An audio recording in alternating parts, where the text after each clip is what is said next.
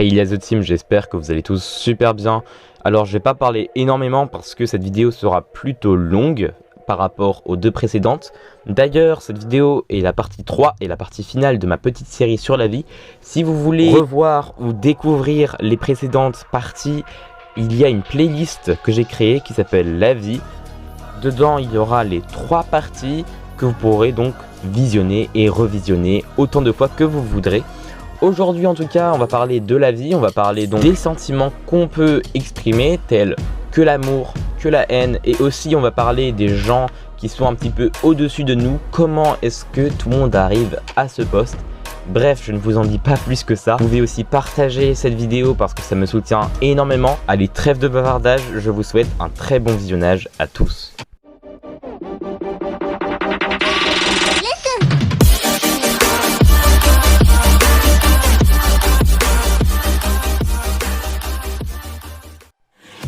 Bienvenue dans le monde d'aujourd'hui. T'es sincère, on te trompe. T'es gentil, on te blesse. T'es différent, on te critique. Tu t'attaches, on te déçoit. C'est noir comme tableau, tu es gentil et tu reçois des gentillesses. Ok, lève le nez, regarde tout en haut. Comment tu crois qu'ils sont arrivés tout en haut, les gros poissons, industriels, politiciens, hommes d'affaires de tous bords? Ils se bouffent entre eux. Ils signent des pactes de non-agression et se regardent en chiens de faïence. Ils ont tous les mains sales. Ils le savent mais se couvrent les uns les autres. Toi, tu as mauvaise conscience pour la plus petite incartade, pour une pensée un peu violente, pour une parole blessante. Tu te juges. Nous en avons déjà parlé. Alors, j'ai une petite question à vous poser. Si vous aviez un ou une amie dans la vie qui vous parlait exactement de la même façon que vous vous adressez à vous-même, à votre avis, combien de temps est-ce que vous mettriez avant de virer cette personne de votre vie? Alors, je ne vous demande pas de devenir ami avec vous-même, c'est super compliqué et même moi j'ai du mal à le faire, mais essayez d'être un peu plus doux, cela vaut le coup. Vous savez, j'ai des regrets, mais j'ai du mal à changer. J'ai peur de ne plus être le même, de changer en mal, de devenir moins agréable. En réalité, personne ne change. Tout le monde évolue. Alors, n'essayons pas de nous contorsionner pour devenir ce que nous ne sommes pas profondément. Évoluons. La personne que je suis aujourd'hui, j'apprends à l'apprécier. J'apprends à m'aimer comme je suis, à m'accepter comme je suis, et peut-être que je suis un doux rêveur, mais le plus important n'est pas d'être le meilleur, le plus important n'est pas d'exceller dans tous les domaines, ni de devenir le plus beau. La beauté est tellement subjective de toute façon. Le plus important est de rester soi-même, de s'apprécier. Comment voulons-nous aimer quelqu'un si nous ne nous aimons pas nous-mêmes ? Il faut un jour se lever en ayant l'ambition de devenir la meilleure version de nous-mêmes. Mais surtout, pourquoi vouloir être parfait? Pour charmer? Par amour? Mais le problème, c'est que le plus souvent, une relation amoureuse fonctionne comme ça. Il y a celui qui aime et l'être aimé. Celui qui aime dit la relation avec passion, avec foi, avec une sorte de dépendance, un dévouement absolu et avec romantisme. L'être aimé, par contre, se limite à être l'idole de l'autre. Et à un moment ou à un autre, la relation ne pourra plus durer. Alors l'être aimé va tout simplement partir, sans garder de traces. Tandis que l'être qui aime va en sortir avec une telle fissure qu'il aura du mal à s'en remettre. Et malheureusement, l'être qui aime peut perdre le goût à l'amour. À cause d'une relation, sa vie peut changer à jamais. Parlons-en de l'amour. L'amour est une sensation, un sentiment que nul ne peut réellement décrire. Beaucoup ressentent l'amour. Beaucoup de cœurs battent en ce moment même, mais peu le comprennent vraiment. Aimer une personne ne veut pas dire la posséder, et contrairement à ce que vous avez pu et pouvez encore entendre autour de vous, la jalousie n'est pas une preuve d'amour, mais la conséquence d'une compréhension fausse et malsaine de ce qu'est l'amour. L'amour, c'est cette volonté inexplicable de grandir le bonheur de quelqu'un au détriment du sien. En clair, imaginez que la personne que vous pensez aimer ne soit pas amoureuse de vous, mais de quelqu'un d'autre.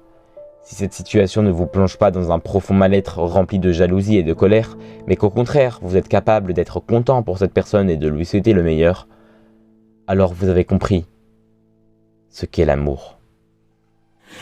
Et pourtant, j'ai l'impression que l'amour maintenant c'est juste un jeu. Avant, les gens se battaient pour leur relation, maintenant, un rien pour la détruire. Quand vous vous disputez, la personne ne va même pas chercher à comprendre, ne va même pas chercher à réparer, elle va juste prendre la dispute pour acquise et elle va disparaître. Cette personne va disparaître pour une seule dispute, parce que maintenant, on ne sait plus tenir une relation. Et pourtant, Il y eut un moment dans votre vie où cette personne était plus importante que n'importe quoi. Et lorsque vous imaginiez qu'un jour elle partirait, vous aviez l'impression que le monde s'effondrerait. Car votre seule raison de vivre, c'était elle. Et souvent, on assiste au paradoxe suivant. On ignore celui qui nous aime, on aime celui qui nous ignore, on aime celui qui nous blesse et on blesse celui qui nous aime. Et pour ceux qui ont déjà aimé et où la relation n'avançait pas, ce n'était pas de l'amour avec cette personne-là. Ce n'était pas de l'amour, rassurez-vous. Enfin, vous essayez de vous convaincre que c'en était, mais avec le recul, nous savons tous les deux que ça n'en était pas. Ce n'était pas assez fort. Vous n'avez jamais aimé. Je vous le dis, et pourtant ça vous manque. C'est même devenu une obsession. Quelque chose que vous ne connaissez pas vous manque. Mais ça ne marchera pas. Vous n'aimerez pas. Comment voulez-vous aimer un parfait inconnu si vous n'aimez pas la personne que vous connaissez le plus au monde ? Je parle de toi là. Tu ne t'aimes pas. Et s'aimer soi-même, c'est se promettre la plus longue histoire d'amour. Alors par pitié, aime-toi parce que ce que tu as, beaucoup peuvent l'avoir. Mais ce que tu es, personne ne peut l'être. En réalité, la plus grande douleur est d'aimer une personne que vous ne pouvez pas atteindre.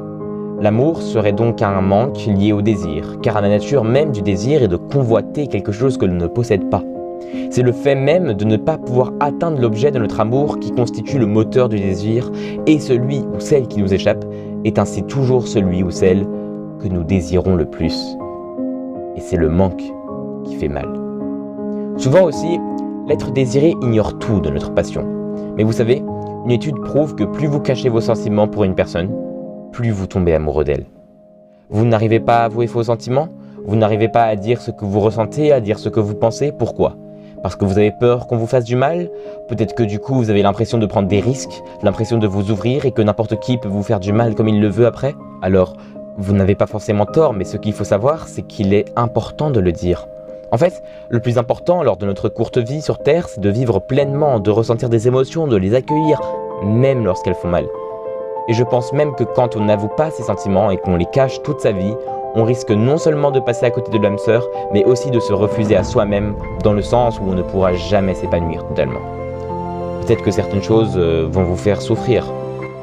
Certaines peut-être même sur une longue période, mais on ne peut pas le savoir avant de se lancer. Et puis au-delà de ça, c'est beaucoup plus drôle, ou en tout cas intéressant et enrichissant d'y aller.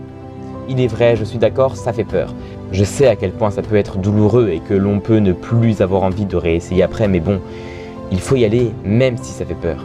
Il faut continuer à avoir le courage, c'est le plus important. Il n'y a pas de raison pour que ce soit toujours pareil et que vous ne trouviez pas la relation qui vous rendra heureuse ou heureux. Et encore une fois, c'est important de dire ce qu'on ressent et ce dont on a besoin. Il faut parler, c'est super important. Et peut-être que si vous parlez un peu plus, vous pourrez remarquer que certaines relations sont beaucoup plus fortes que ce que vous pouviez imaginer. Peut-être remarquerez-vous aussi que la personne avec laquelle vous êtes, à laquelle vous vous accrochez alors que ça ne fonctionne pas vraiment bien, n'est finalement pas votre âme sœur. J'ai aussi un message pour la personne qui a le cœur brisé en ce moment. Vous savez, personne ne peut vous retirer votre tristesse, alors pourquoi est-ce que vous avez laissé quelqu'un vous retirer votre bonheur, votre sourire, votre joie de vivre, votre envie de faire le tour du monde juste parce qu'il y a des aurores boréales et des couchers de soleil à regarder? Alors, ça fait partie du jeu aussi d'être vulnérable, mais il y a d'autres expériences à vivre, il y a d'autres sourires à aller chercher. Mais au fait, pourquoi tomber amoureux? Pourquoi l'amour? Parce que l'amour rempli de joie, il nous rend heureux. Toi, qu'est-ce qui te rend heureux ou heureuse? C'est la question que je me pose chaque soir avant de me coucher. Je rêve d'avoir une réponse un peu plus aventureuse qu'un simple silence ponctué d'un rien. Je sais que dès votre plus jeune âge, on vous apprend que le bonheur s'obtient grâce aux notes qu'on vous donnera à l'école, grâce à de longues études dans des établissements réputés et prestigieux, et puis grâce à la famille que vous allez fonder. Toucher un bon salaire, avoir une belle voiture, une grande maison avec une piscine dans le jardin. Mais la réalité, c'est que le bonheur n'existe pas. Ou du moins, pas celui-là. Si les choses matérielles évoquées existent bien et que certaines personnes les possédant s'estiment heureuses, cette vision du bonheur est tellement réductrice. C'est une sorte de mensonge qui a comme objectif d'être aperçu comme but, comme un sens dans votre vie. Cette illusion permet de vous faire travailler toute votre vie sans que vous ne vous demandiez pourquoi. C'est ingénieux mais profondément immoral. Le bonheur n'a pas de recette. Quant au niveau scolaire, il ne définit pas le pourcentage de bonheur auquel vous aurez droit. L'argent vous permettra de survivre, mais en aucun cas de vivre. Le bonheur, c'est comprendre ses qualités pour mieux combattre ses défauts. Ce n'est pas refouler la souffrance, mais s'en servir pour acquérir de la force. C'est en tombant encore et encore que vous avez appris à marcher. C'est en vous brûlant que vous avez compris ce qu'est le feu, en vous mouillant ce qu'est l'eau. N'attendez pas la retraite pour être heureux. Soyez heureux maintenant. La haine, quant à elle, est le poison de l'humanité. Parce que vous êtes humain, il y a de la haine en chacun d'entre vous. Mais votre combat est de ne pas vous laisser envahir. La haine est l'enfant de la douleur. Et souvenez-vous, votre souffrance peut se transformer en évolution. Mais le choix de la haine sera votre régression. La haine engendre et engendrera toujours la haine. Vous avez tendance à l'oublier, mais vous connaissez les conséquences lorsqu'un être humain décide que sa haine est justifiable. J'aimerais conclure avec ces quelques mots. Chaque fois que dans votre vie vous arrêtez de faire quelque chose, il y aura eu une dernière fois. Il y a des personnes qu'on voit, on leur dit au revoir et ce fut le dernier au revoir. Alors, au revoir. J'espère que ce ne sera pas le dernier. Alors, n'hésitez pas à vous abonner si vous voulez d'autres vidéos de ce genre. C'est la fin de cette petite série, j'espère qu'elle vous aura vraiment plu. J'espère aussi que j'aurai pu mettre des mots sur les choses que vous pouvez vous-même ressentir. N'hésitez pas à me faire un petit retour dans l'espace commentaire. En tout cas voilà, j'ai vraiment pris plusieurs semaines pour écrire ce texte, pour le monter et pour faire les miniatures, etc. Donc voilà, si vous voulez juste m'aider et aider aussi le développement de la chaîne, n'hésitez pas à partager la vidéo. C'est tout pour aujourd'hui. Bye la The Team.